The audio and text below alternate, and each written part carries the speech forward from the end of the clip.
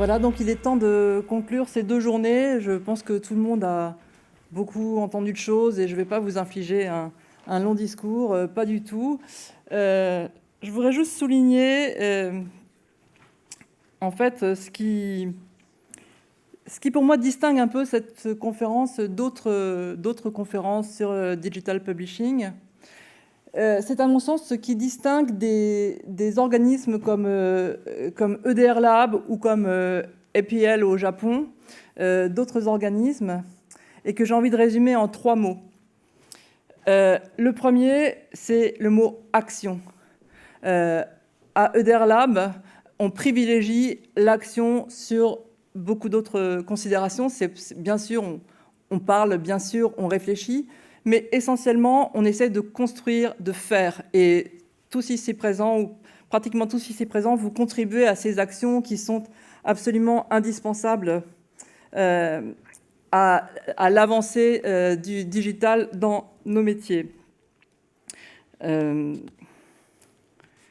Le second terme qui m'est venu à l'esprit, c'est celui de curiosité.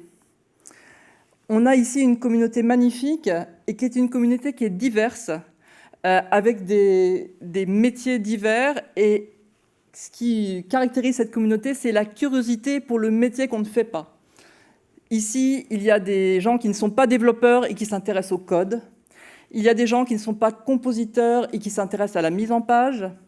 Et je pense que ces passages sont extrêmement fructueux, ça oblige chacun à sortir de sa petite bulle de confort et ça fait avancer de façon très efficace les problématiques. Et enfin, le troisième mot qui m'est venu à l'esprit, c'est le mot de conviction. Ce sont aussi bien EDR Lab que APL et les organismes associés à nos actions sont des lieux de conviction. C'est très sensible sur la question de l'accessibilité, qui a vraiment été au cœur de nos 2 journées.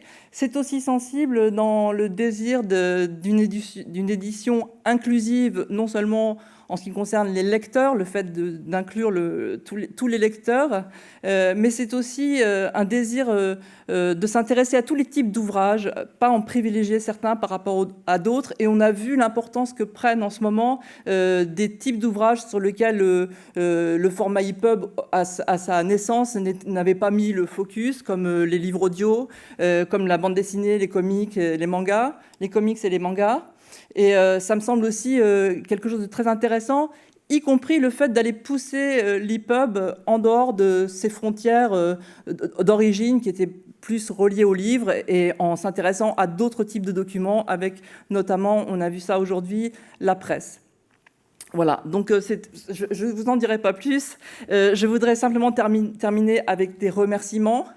Remercier en tout premier lieu la BNF qui nous a accueillis, et Arnaud Beaufort pour l'accueil qu'il nous a fait ce matin. Je voudrais mentionner aussi, avoir un petit mot de sympathie pour Emmanuel Bermès et Vladimir Tibine qui nous ont parlé de leur très, très intéressant projet dans nos locaux. Un grand, immense merci à Laurent Lemeur de EDR Lab, à toute son équipe que je vous propose d'applaudir parce que vraiment, ils ont fait un boulot magnifique.